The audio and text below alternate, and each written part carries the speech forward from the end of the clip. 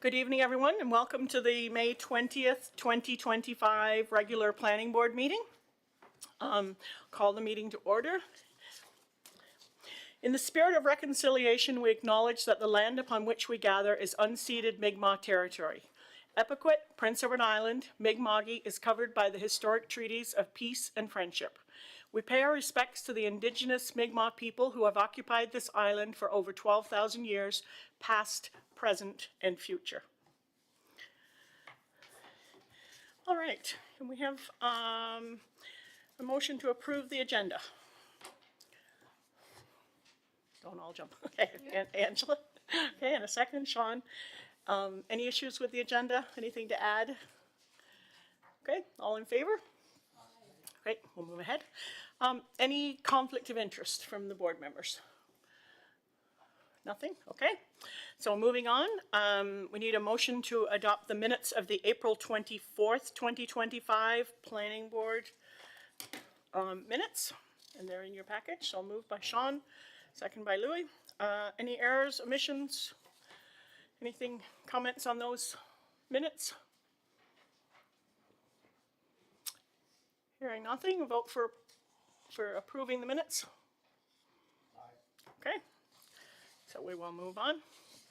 Okay, we've come to the part in our program where we would like to hear from the public. So Planning Board values your input. Registered speakers are allotted 5 minutes to present their views. During the presentation, Planning Board members will not engage in dialogue or debate, but may ask questions afterwards. To ensure a productive and respectful discussion, speakers are encouraged to maintain a professional tone, avoid personal attacks, and focus on matters within the jurisdiction of the municipal government. While a speaker is presenting, all others in attendance must remain quiet and seated to allow the speaker to be clearly heard. Just so you know, we won't be using the clock on the wall tonight. Joan has a timer if anybody else wants a time, but we'll let you know when you get close to your 5 minutes. And the first speaker this evening is Dave McGuire. I'd like to come to the podium and turn the mic on, please. Thank you.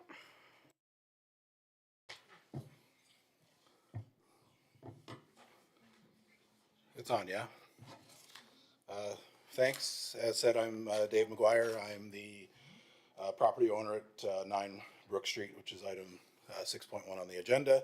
Just wanted to come briefly and give an update on kind of the vision for that as best I can.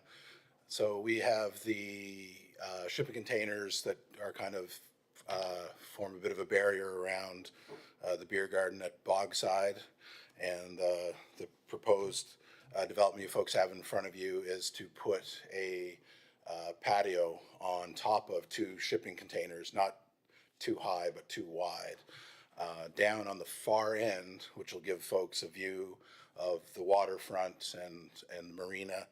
And it does a couple things. It allows us to utilize that infrastructure and create a bit of a space for folks to kind of enjoy the beauty that we have there looking down the river towards the trail. That said, it'll be kind of self-contained. Stairs will be from inside where the tent area is, so it'll be connected to our overall operation. I brought by an example which I can pass around for folks, but the patio would be connected to the containers via joists. These are joist hangers that are specifically designed for shipping containers. They fasten on the beam around the outside perimeter on the upper level. Those containers are rated for 66,500 pounds each. Typically they fill them and stack them 6 high on on ocean-going vessels. So they're certainly well positioned at 1 high and a few people and some tables. I'm just going to send this around if folks want to touch and feel to kind of support that. And for us, we just want a separate space for folks to find their own adventure, like we have with the patio, like we have the tap room, the tent, etc. So that's kind of it in a nutshell. And then while I'm here, and I'll be brief, and I'm sure I won't get to my 5 minutes, I did want to lend support to item 6.5. I think that's fantastic that there's more housing coming, and I understand from the news that there's an improvement coming to the intersection there to have some traffic controls, which I think is fantastic. I understand there's a couple groups that have some significant experience involved in the project, and great to see more housing in the region. Continues to be a need. You know, as we continue to hire staff, there's always a need for housing. We've had people fortunate enough to find houses to buy, but we also have folks looking to rent and to buy. So it's great to see supporting the local economy and trying to solve that housing challenge. So I commend you for that. Thank you. Questions? Sure.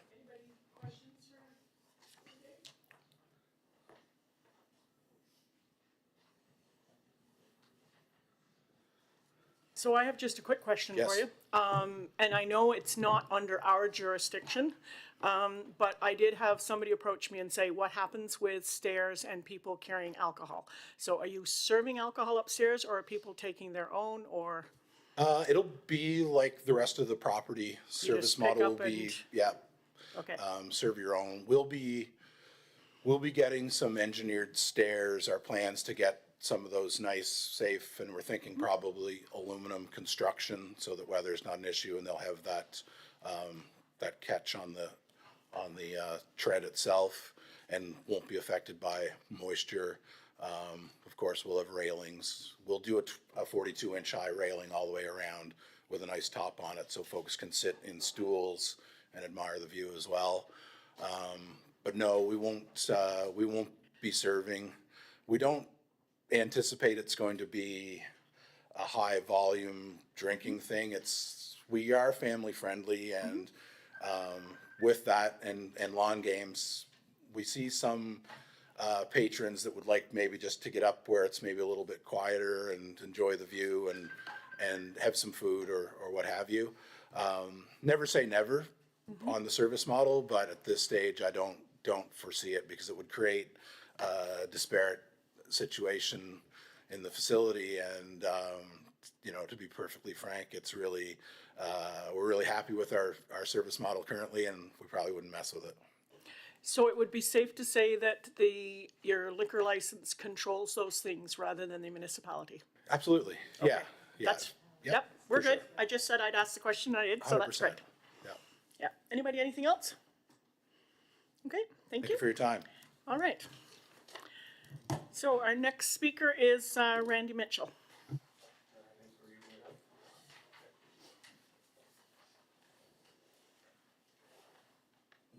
How do you turn these on?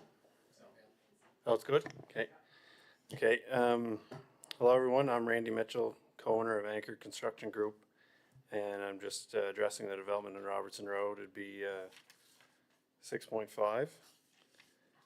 So just a couple words regarding the development. It includes a 40-unit multi-building complex consisting of 3 buildings, 2 16 units, an 8-unit, and a storage building.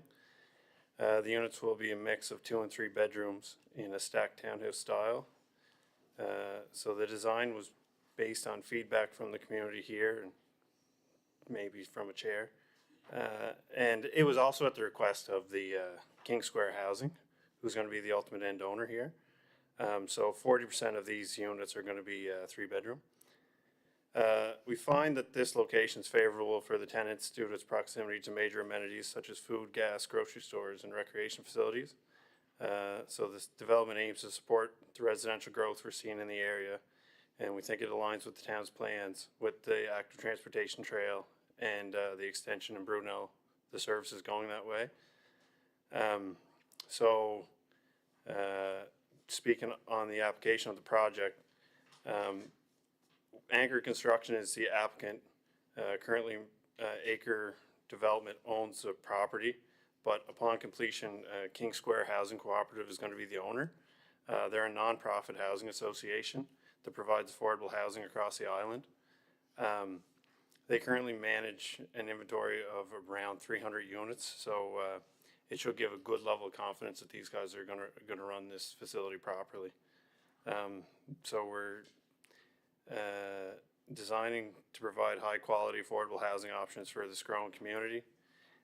Each unit will be equipped with modern amenities, energy efficient appliances, and lots of green space. as mentioned. 3-bedroom units specifically addresses the local demand for families. Anchor Construction Group is committed to working closely with the town and community to ensure that this project meets the high standards and quality of safety expected here. We're going to ensure, we heard concerns about the buffer zone. We're definitely not going to encroach onto the buffer zone. We plan to keep as many trees as possible between the buildings and the buffer zone. We're going to ensure there's as many square bales as we can find. There'll be lots to, make sure there's no silt entering into that waterway. We know that's a major concern here. We believe that this development will significantly contribute to the community's growth and prosperity, and it'll continue to help with this housing crisis. So thank you for your time, and we'll look forward to taking this project here. Any questions? Anybody, any questions for Randy? So your comment about, the chair wanting this, everybody around the table knows that I've been pushing for 3-bedroom rental units in Three Rivers, so And appreciate that if this goes ahead. Yeah. It's usually an economic battle of economics for this, going with a nonprofit and still being able to have these market rents. I think it's a win. It's a win for everyone here, I think. Thank you. Thanks. Okay, and next we have Mark Baker.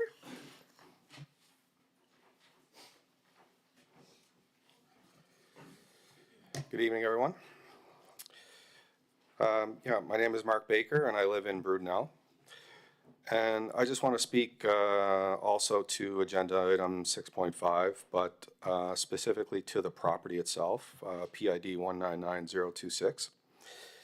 And I'd like to note that I'm neither the applicant nor the developer for this project, but I am the current property owner.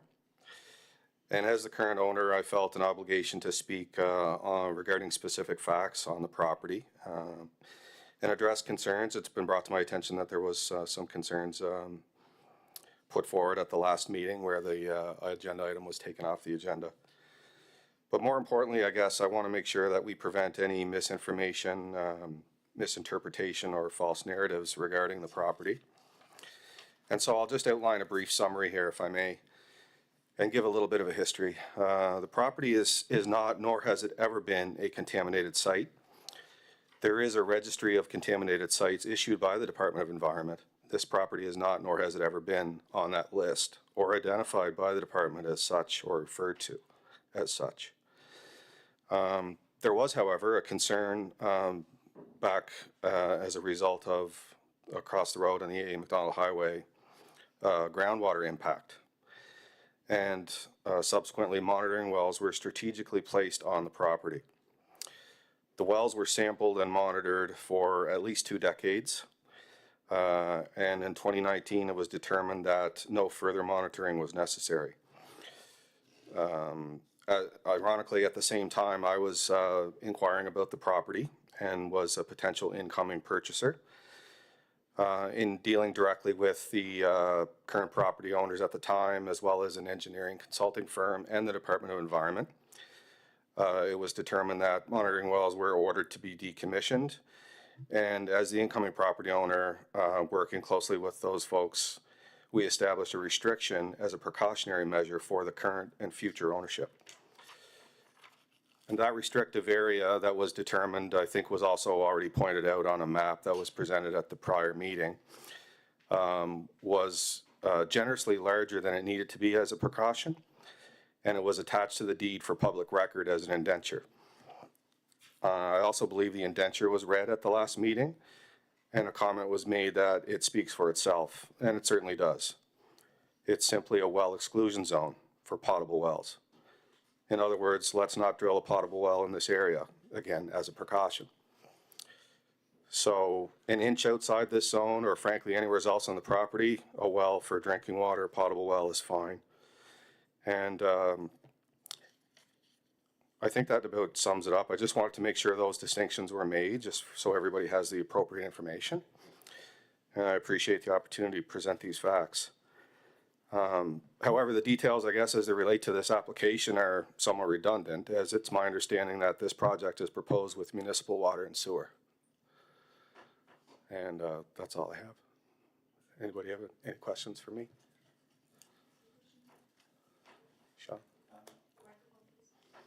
Mark, just as an aside, because you are involved with a lot of the property in the area, can you give us an update on anything to do with the traffic controls that are going to be at that corner, you know, by your mall and the... Yeah, I don't want to speak for transportation for sure, Sean, but my understanding is that, I know obviously preliminary work's begun. It has to start with moving of utilities and that to make way for possible signalization and the active transportation trail extension. You know, again, I don't have details or I'm not privy to any information necessarily on time frame or what exactly is happening, but my understanding is left turn lanes will be in place in northbound on the AA McDonald, southbound on the AA McDonald, and maybe even Robertson. So that alone should have improved controls on traffic, and then signalization is the back end of all that. So that's, I know what you know. Okay. Yeah.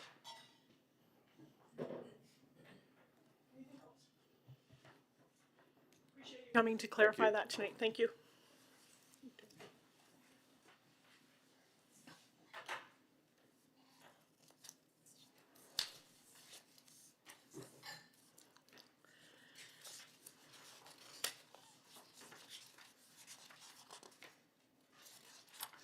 Okay, if I can find my spot. All right, we're going to move on to 6.1.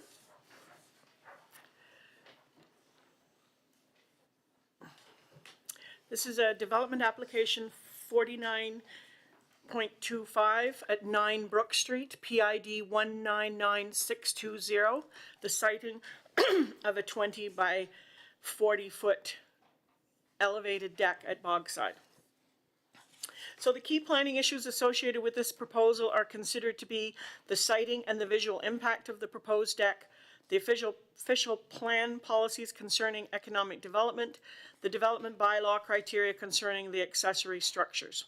The deck is an accessory structure created from a pair of containers situated between the main building, the external vendors, and the adjoining flanking roads of Station Street and Patrick Street. It is located on the south side of the seasonal tent, which was previously permitted, and the area and the height of the deck and its positioning requires decision-making at planning board and council level. The proposal is recommended for approval subject to permit conditions, which include a 12-month expiry and approved plans.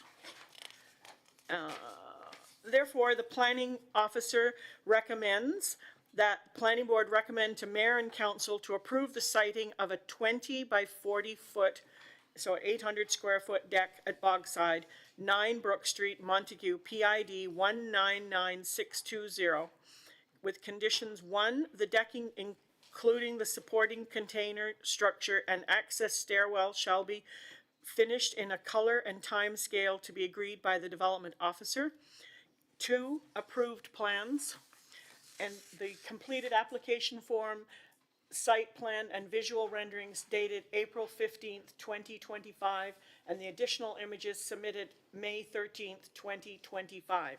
Could I have a motion to put this on the floor? Angela? Okay, and second by Cameron. Okay, discussion. Comments? Go ahead. I may have just missed it, but there's a clarification. It says 20 by 40 for one deck, and then on one of the drawings it says 24 by 40. Can I refer to planner to?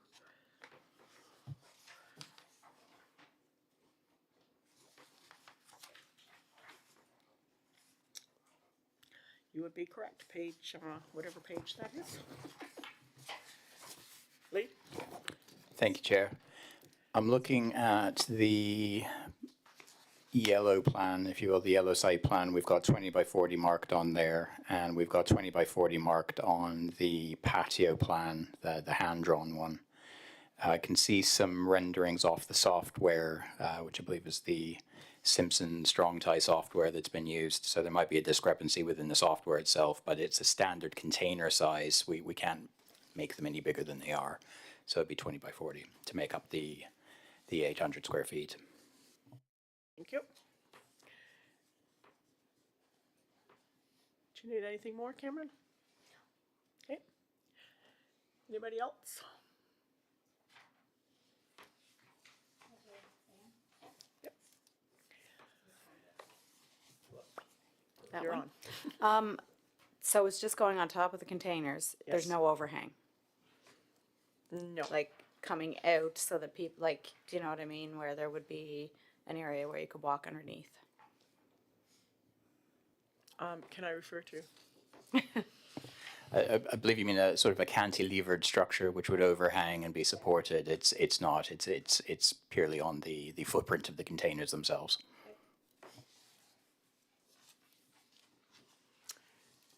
Anything else? Microphone? Just following up on that, one of the diagrams does show a space in between. And so, just for clarification, that's not going to happen, I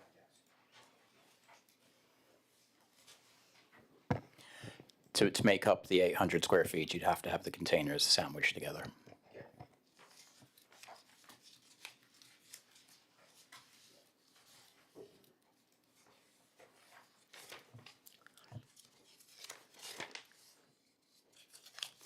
Can't find it.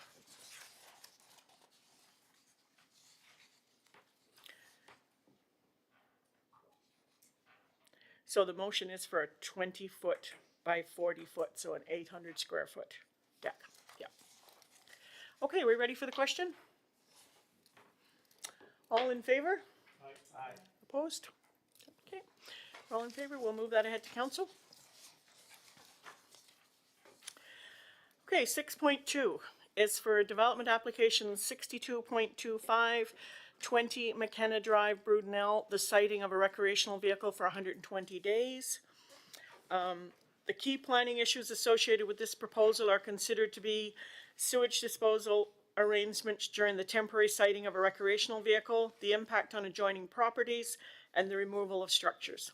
The planning department believes that the proposed location has minimal impact on adjoining properties, recreational vehicles in rural areas for a time-limited period, is supportable within the official plan and the development bylaw. The proposal is recommended for approval subject to permit conditions which include 120-day permit expiry, sewage disposal, and removal of recreational trailer. So, planning board, the motion is planning board recommend to the mayor and council to approve the sighting of a recreational vehicle for 120 days on PID 450429, 20 McKenna Drive, Brudenell. With condition 1, the permit is valid from June 9th, 2025 to October 7th, 2025, after which time the recreational vehicle must be removed from the site. 2, sewage and gray water must be disposed of properly into an approved septic system or pumped from holding tanks and disposed of properly. Condition 3, the plans condition site plan received May 9th, 2025, and the development application received May 9th, 2025. A motion to put it on the floor. From Cameron, second by Louis. Okay, discussion?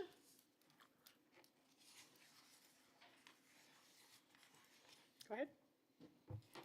So is it gonna be used in the storage tanks, or are they having a septic tank installed in the property? Do we know that, Patrick?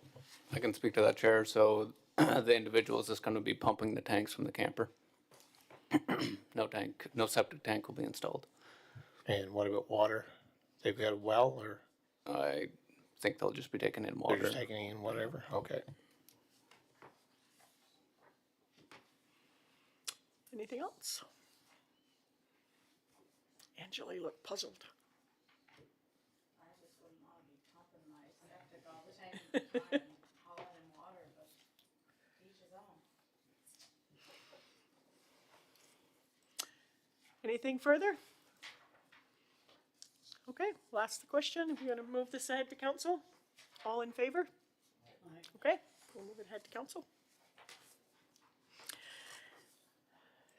6.3 is the development application 63.25, 48 Road, PID 698944, the sighting of a recreational vehicle for 120 days. The key planning issues associated with this proposal are considered to be sewage disposal arrangements during the temporary sighting of the recreational vehicle, impact upon adjoining properties, removal of structures. The planning department believes the proposed location has minimal impact on adjoining properties. Recreational vehicles in rural areas are time-limited periods, is supported within the official plan and development bylaw, and the proposal is recommended for approval subject to permit conditions, which include 120-day permit expiry, sewage disposal, and removal of recreational trailer. And so the motion is that planning board recommend to mayor and council to approve the sighting of a recreational vehicle for 120 days on the 48 Road, PID 698944. Condition 1, the permit is valid from June 9th, 2025 to October 7th, 2025, after which time the recreational vehicle must be removed from site. 2, sewage and gray water must be disposed of properly into an approved septic system or pumped from holding tanks and disposed of properly. Condition 3 is the plans condition. Site plan received May 9th, 2025, and application received May 9th, 2025. I have a mover and a seconder. Mover for Angela, second from Louis. Okay. Round 2. Go ahead. Similar question, to start, what are the arrangements regarding sewage and gray water? I can speak to that, Chair. So this individual is pumping into an existing septic tank, and there's an existing well on the property as well. Is there an existing building already on the property? Chair, there's no existing building on the property, just a bit of old foundation, that's about it. Is that what's showing up in the picture?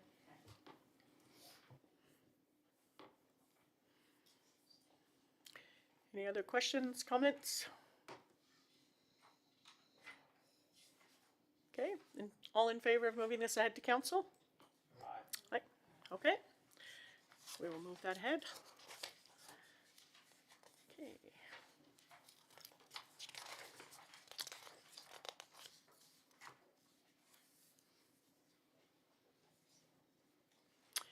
Okay, 6.4 is the development application 38.25, East Street, Georgetown, PID 172577, special use permit for a, excuse me, a 2,240 square foot semi-detached dwelling with each unit having a 24 square foot front porch and a 144 square foot side deck.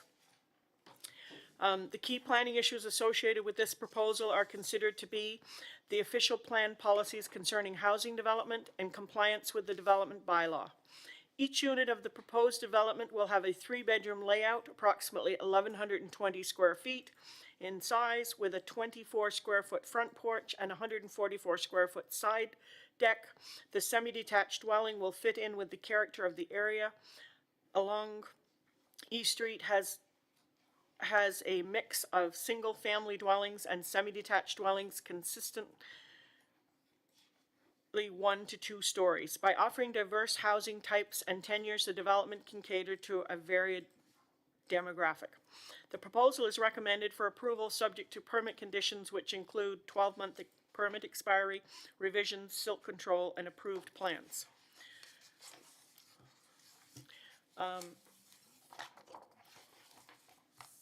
Therefore, the planning board recommend to mayor and the motion is for planning board to recommend to mayor and council to approve the special use permit excuse me, for a 2,240 square foot semi-detached dwelling with each unit having a 24 square foot front porch and 144 square foot side deck located on East Street, Georgetown, PID 172577.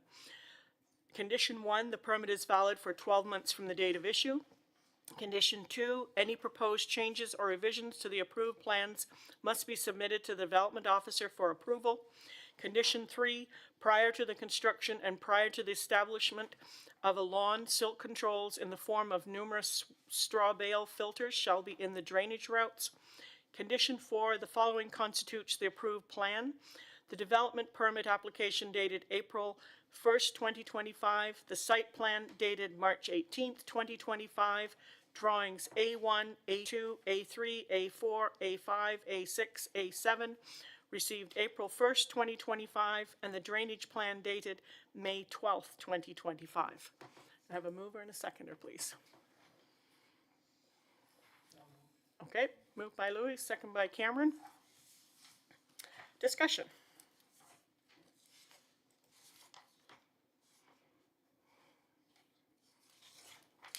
Sorry, go ahead. So the staff, I take it this comes before us because it's basically a duplex in a high density zone. So it's actually below the density threshold, so that's looked at, right? So we're not increasing our density, we're decreasing our density for this case. Go ahead. So this property was zoned R1. Habitat wanted it zoned to high density. They intended to do a row dwelling, but they've since changed plans and gone to a duplex. So this is lower density. So in a high density zone, if we're going to do a duplex, it's a special use permit.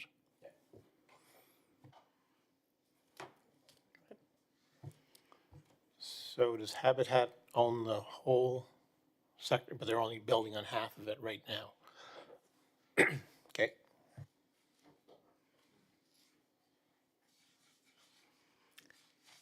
Any other questions, comments?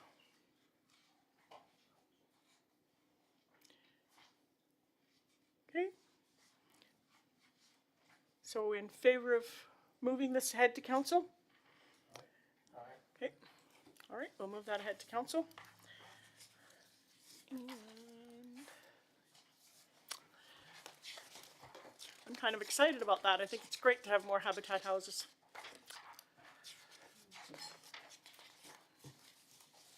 Okay, we move on to 6.5.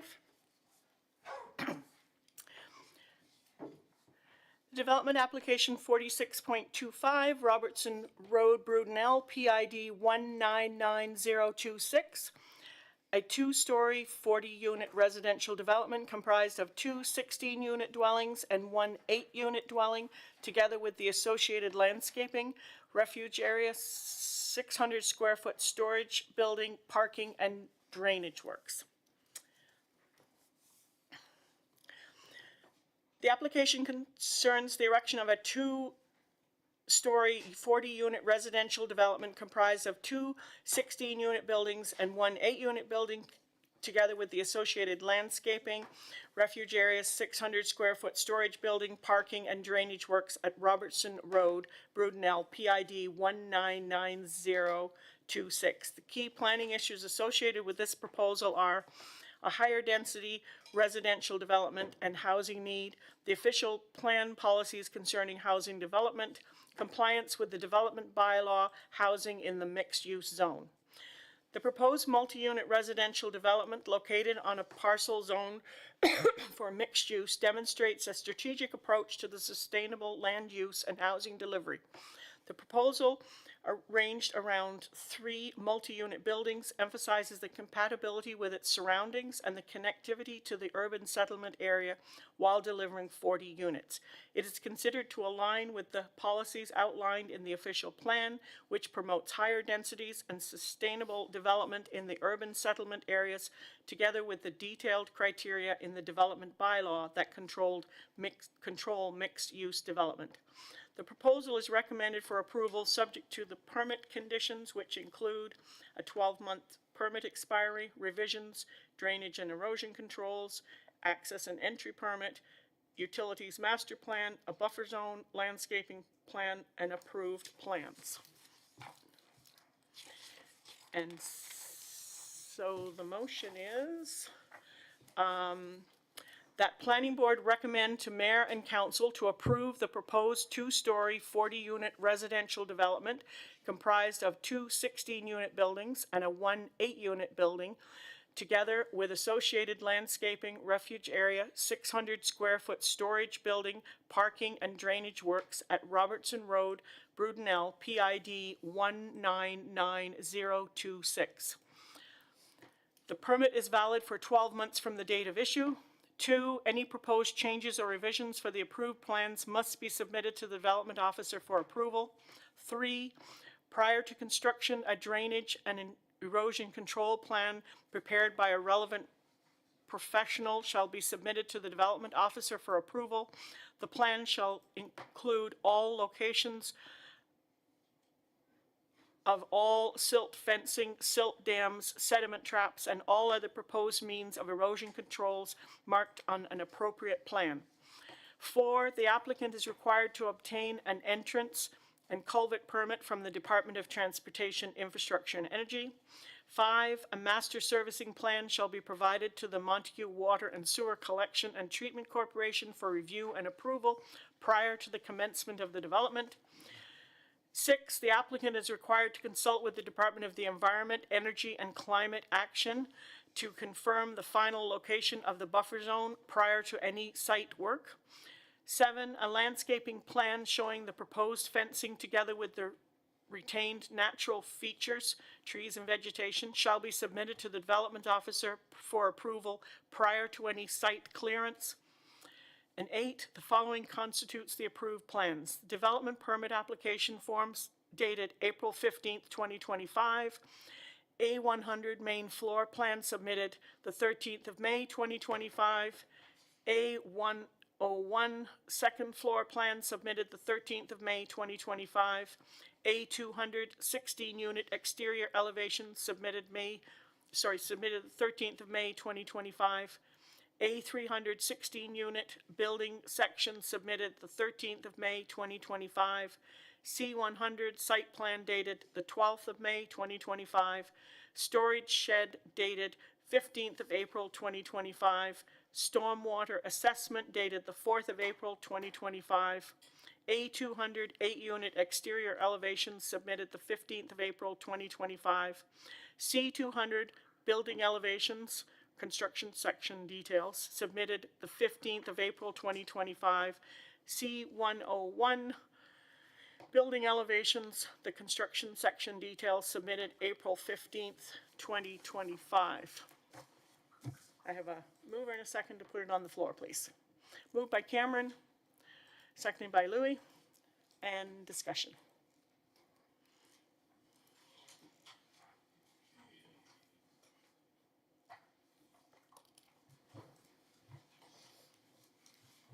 Go ahead.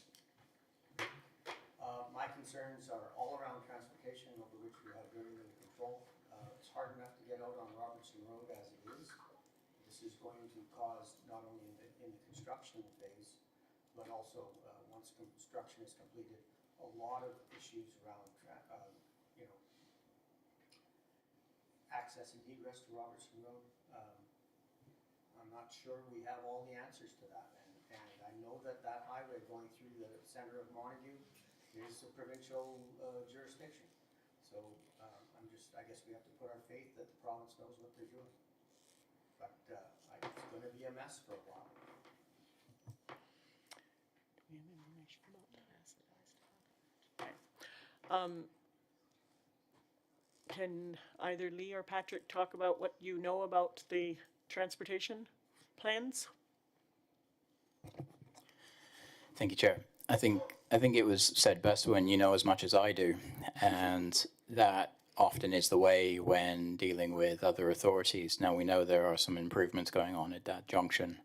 We also know that this site is designated and zoned for mixed use, which we know are going to be higher density uses. We know that because mixed uses, as I referred to in my report, allow for more than one use on a site. You could have potentially seen a site with added commercial, perhaps in the style of multi-units with commercial on the ground floor. Now, there are site limitations. We're working with buffer zones. We're working with the amount of available parking. But we also know that mixed-use zones also have very limited setbacks. And we also know that in mixed-use zones, when you're dealing with just multi-unit residential, you defer to the R3 requirements, which arguably are as generous as the mixed use, but without the commercial element or provision. So from a plan-making point of view, this site was allocated for that. So we know it's going to happen. Now, in a perfect world, it would be great to tie in a lot of these things with provincial works. We know that our official plan, we know that our development bylaw goes to the province for that review, where they review it for compliance. So, sorry, Chair, that's a bit distracting. Excuse me, can you put your phone on silent, please, Janice? Thank you. Thank you, Chair. So we know that that area is looking toward higher density developments. Now, we did a little bit of density work on this particular project, and we know it actually comes out lower than some of our other multi-unit sites. And while 40 units sounds like a lot, in many respects it isn't. It is certainly one of the largest developments we've seen, and we've been able to have the privilege of putting before you. But that's set that aside. We know that the proposal delivers a lot of housing need, 3 units, 3 bedrooms, apologies, Chair. And we know that we can achieve that on this site in a sustainable way. So hence it's before you tonight. My apologies for having to remove the item last time. There was a couple of matters that came up late that I needed clarification on. They were unrelated to the soils issue. It was a drawing issue. So we've put that back for you tonight and advocated its approval. Thank you, Chair. Thanks. Does that? No, but. Okay. I think, so there's 2 issues. One is the during construction phase, which we know inconveniences people. When, if this is built and finished, you're then looking at possibly another 60 cars, but it's geared towards affordable housing. A number of those people may or may not have a car. So it's, that's what we're talking about adding. It's not a, yep. Well, you can say it adds another 60 cars, but there's also everyone who's going to be visiting people in those areas. There's not a traffic light at that corner yet, but I've come down that road and tried to get onto the highway going through town, and it's a tough go because this highway's busy. You add a few more cars, especially at rush hour, it's going to get more clogged. You already have a light at Queens Road, and then one where the Superstore and the Down East Mall is, and then a block down the line, you're talking about putting another light. This is going to be the busiest little town of 2,000 people you ever can see, especially on a weekend in the summer when every tourist is coming down here. I just wish we had a little more coordination with the province, that's all. And I don't, listen, the developer has met all the standards that are needed for me to support this. My fear is that you are going to get a lot of pushback from the residents of Robertson Road, and a lot of pushback from anyone who's trying to get from anywhere in Montague for a considerable period of time. And I would just urge that we do something to coordinate our actions with the Department of Transportation. Or at least they could be a little more transparent in what their plan is. There's supposed to be a transportation plan for that highway. That was promised here 2 years ago, 3 years ago. Nothing. It's crickets. And it's not fair to the residents of this community. Those are my only comments. Okay. Cameron? So I'm seeing where they're putting a lift station in and joining onto the sewer line on Robertson Road. and water line. It almost looks like it indicates that there has to be sewer and water running, or there will be sewer and water running past the property? Or are we just going, putting whatever requirements are in for that property? Thank you, Chair. There's multiple options open to the applicant right now. The extension of services is separate to this. So we know that R3 multi-unit development must be centrally serviced. There is no other option to be serviced otherwise. So there's two potential routes to servicing. One is through an adjacent property, and the other one is directly to Robertson Road. So we're going to await the outcome of those naturally. The conditional requirement is that that has to be in place, and a master servicing plan has to be in place and approved. So a lot of these processes and consents run in parallel to each other. We're not the ultimate arbiter of other regulations, but we do the conditional requirements, which put the brakes on, hold fast, allow multiple processes to occur at once. My fear is, Chair, that if we waited for one and then the other and then the other, we would not see development, because it would be years, multiple years in the making. So we have to have these conditional requirements to allow these processes to occur in the most expedient way possible. Thank you. And ultimately, if it can't be serviced, it can't be built. Anything further, Cameron? Okay. Angela or Louis? I was just listening to the concerns here, but the real concerns at the last meeting, I think the speakers tonight addressed them very well, and I think certainly to my satisfaction. As far as the traffic control goes here in Montague, you can go in any street in Montague and Main Street and build whatever you're going to build, but you're going to have issues. So do we stop progress? Do we stop development because of a potential traffic issue that we really don't control, we don't have control over? What is our job here? Do we promote development, or because it might cause a problem with traffic, we vote against it? I mean, it seems to be, we can't control those things as far as the planning committee goes. Yep. Lee? Thank you, Chair. Sorry, Sean. Me first. When we were initially assessing this, engagement with DTI does happen, especially on the larger projects. And it's not so much, is this okay from a traffic point of view? It's, is this safe access? Is this a drainage issue for you, draining into the roadways? We know the site slopes south, so where the rain falls, it's certainly not heading to the road. We also know from the commentary of the highway engineer that's involved in a lot of our exchanges, that the simple comment was they'll need to apply for their entranceway.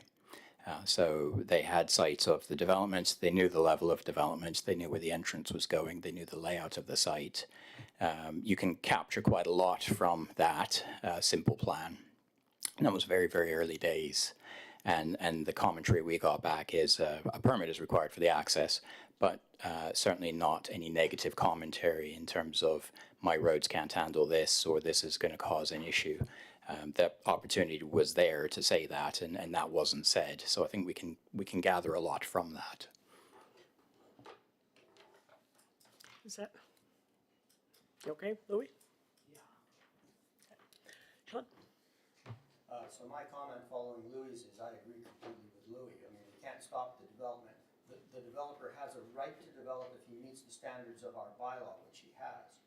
I guess my wish is that this board make it plain to council that perhaps some more political pressure has to be put in their discussions with the Department of Transportation on what's the plan here, you know, because we've been left hanging for a long time, and it's time that somebody, you know, faced the problem and made our views clear that we need a solution to the road going through the town.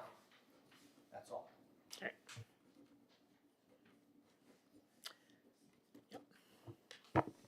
Perhaps we could suggest that to council at the next meeting. Okay, okay, we will, I'll make sure that comes forward to council. Anything else?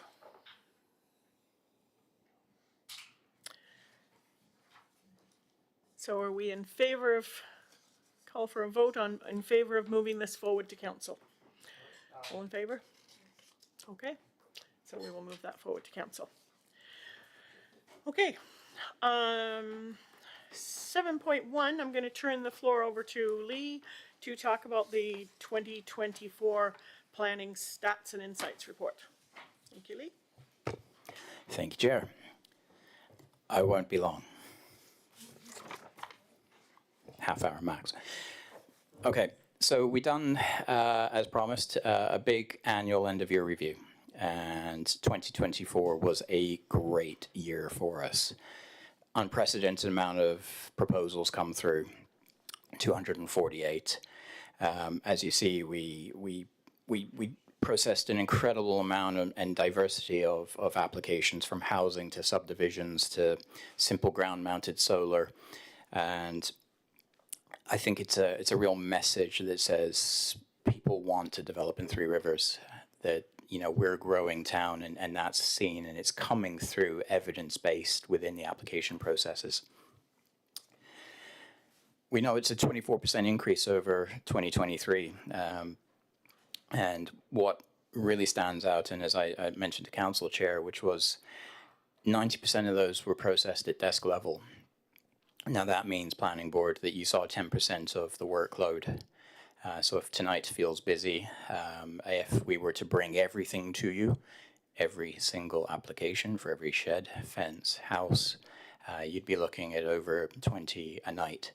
And then we would do the same to council. So the desk level decision making is a really important element to that, because it allows a much higher throughput.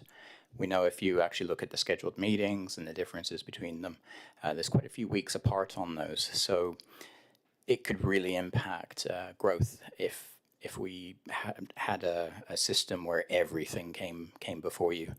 You can have that system, but it's at a cost. So moving forward, we saw 62 applications concerning housing. Now you might think 248 applications and only 62 of them concerned housing. Well, that's kind of how it is. Housing is important, and we deliver a large number of houses, over 120 units last year. But they're a small fraction of the daily workload, if you will. And a huge amount of our work is subdivisions, and we're seeing, 64 residential lot creating subdivisions. There are other types where we see simple consolidations and severances. They form part of that, but they don't necessarily create new homes, because it might be a little boundary shift or a little adjustment to a property. Someone might buy a strip of their neighbor's land for a little bit of extra lawn. All types of proposals come through to us.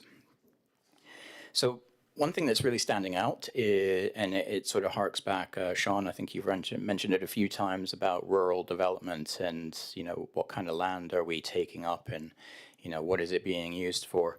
Well, we are seeing in the numbers that rural growth is dominating the applications that we're seeing. So we had 27 applications on agriculturally zoned land, rural residential 19, rural areas 7. Oddly, R1s and R3s very, very quiet, R2 non-existent. So these are really unusual insights that we've come across, especially in a plan which is oriented towards developing within the urban settlements. I think Councillor Monroe commented that they had an expectation that because of who we are and what we have to offer, that there would be that quantum of rural growth, and that the numbers are supporting that anticipation. And he was right. We have the figures for that now. So looking at the agricultural zone as well, So within the report, we refer to something called the land use inventory. That's provincial mapping, it's provincial work. They base a lot of their own decision making on that. Now that's not zoning, it's a little, our agriculture and their agriculture are going to be a bit different because our agriculture takes into account forestry and other open areas. And what we're trying to do is bring those two pieces of work together to see exactly how much agricultural land we're using in particular with subdivisions. We get a lot of criticism over that. How much land are we losing? Well, we didn't know. We needed this evidence base, and we needed time to build that, and it's taken quite a few years to be able to do that. And last year was our full year with the Three Rivers Official Plan and Development Bylaw. So we only had minor snapshots of what was occurring within the wider areas, the unincorporated areas as they were referred to at the time. But now we've got the evidence base for all of our areas, and we're seeing rural growth dominate, but we're not seeing a huge loss of the agricultural areas. So comparing it to what's available on the land use inventory, the AG impact is less than 1%, 0.16%. Now, I'm going to say that with a little bit of a caveat, which is further work's needed on that, because we need to get the land use inventory and our own agricultural zoning married up into a single entity. And then we can actually give a much firmer figure on that. But I suspect it's still going to be very, very low.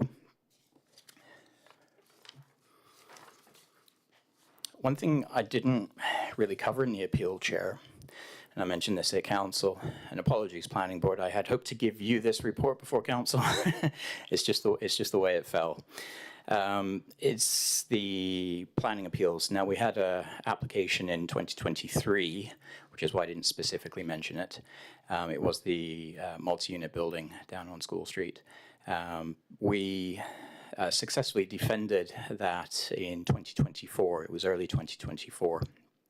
And that write-up from IRAC is actually quite a good one. If you're familiar with IRAC's appeal documentation, the further you go back, you'll see an evolution to that. And you're really seeing now a focus on the planning issues. You're seeing a focus on process. You're seeing irrelevant matters set aside and the core planning issues focused on. So we're quite pleased in our write-up how that was defended and how that was handled and the commentary of IRAC on that. So we're quite pleased to have been at the other end of obviously an appeal win. No uncertain amount of time and effort goes into those, and it's quite a lot because that is the nature of appeals. They are time consuming, they are resource intensive. But I'm pleased to say that IRAC's own decision withstood a challenge against its own decision. So it basically got an airing twice and dismissed both times. So Planning Board, that's the year in review. Obviously much more in the report. I didn't want to take up too much time tonight because we're making good time. If you've got any questions, happy to take them.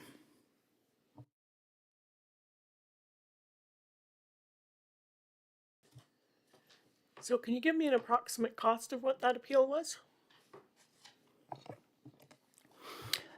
Chair, I don't have a firm figure for you, but you are looking at the multiple tens of thousands. That's in legal costs to the town and the taxpayer. You are looking at many dozens, if not a few hundred hours of staff input into dealing with that. So appeals come in over and above what we normally do day to day. So we have to resource those. That means taking time out from the regular throughput. We have to invest ourselves into those, get to the bottom of the issues, assist the legal team in dealing with those too. So it's a hidden cost, but it is a cost. And so just let's go back to that figure of 0.16% of agricultural land that was affected by subdivisions. So we're pretty confident in that figure. Because that's often a question that comes to council, right, and comes to planning board, is how much agricultural land are we using? Yeah. Chair, I'm confident it is very low in the sub 1% for 2024. If we go back further, it gets a little harder to refine because the land use inventory, the one previous to this was 2010. This is the 2020 data we're using. So the inventory says there's 34,970 acres of land under agriculture, 56,000 acres of forest. So there's no getting around it. We have a lot of land. We have a lot of geography as a town. And when you look at the amount of land, 40% of lots occurred in the AG zones, or 75% of subdivided land. It's a small fraction of the year's work that affects that. But what I'm trying to do is as I said, is trying to merge the slight differences between what we have zoned, which is different from what is actually agriculture. But when you look at the mapping, there's vast swathes of both. We know from our development plan and the official plans that ag zoning takes up an immense amount of Three Rivers, and equally the land use inventory does the same because it is a reflection of how much rural land we have. Thank you. Anybody, any questions for Lee on the report? Sean? Well, first of all, I want to commend Lee on preparing this report. It's sometimes nice to know where you've been, where you're going, and what the trends are. So although we're not using a lot of our agricultural land, the trend seems to be that development is taking place in the rural areas at a higher rate than in the settlement areas. I guess you can't, in some ways, you can't blame anybody for this other than that seems to be what the people want. They want to live in these more rural areas and then come to the settlement areas for their services. 0.16 doesn't sound like a lot, but it's the trend line where we're setting this up to increase residential lots in our settlement areas. Instead, it seems to be going the other way. So I'm not sure we have to address it at this point. We're trying to create residential lots to relieve a housing crisis. My question, I guess, and that's why I think this is important as a continuing project, is that we see how this goes over the next 3, 4, 5 years.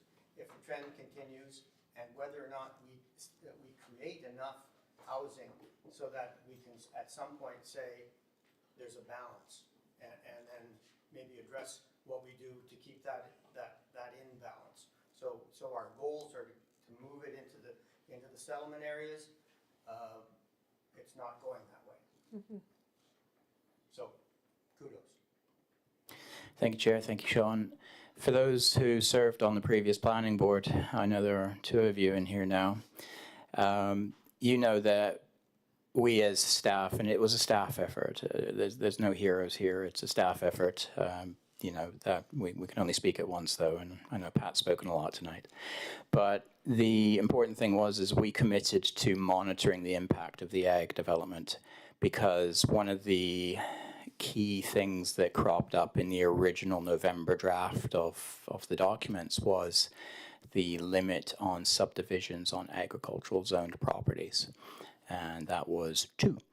And we know that there was resistance to that. So in those review meetings, most of us attended. Certainly I was there for every one of them. And when it came to that discussion, and we had representations from the farming community in person, there was an expressed concern that there would be an impact on them and the occasional release of a lot to help the bad years. We know that occurs because we hear that quite often. And we also know that, not all ag lands and farmlands are preserved in the same way as they were 100 years ago. That things change over time. So that restriction was originally put there by the consultants based on feedback, if I can add that, feedback from council, feedback from residents.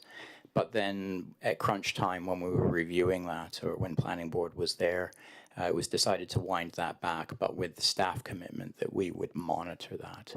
So we're still monitoring, we're still gathering that data, and the appropriate time to look at that will be when we do the plan review. So we'll have some evidence toward that. So we won't anecdotally say we're losing agricultural land everywhere. We can't do that. We can't base a policy on an idea that something may or may not be. We will put the hard facts together and we'll have that ready for that time. And that's the commitment we made. Cameron, we're getting there. Anything from anybody else? Okay, well, thank you very much for all that work you put into it. So item 8 is for adjournment. Can I have a motion for adjournment? Angela, thank you. Second? Louis, and we are finished. Thank you.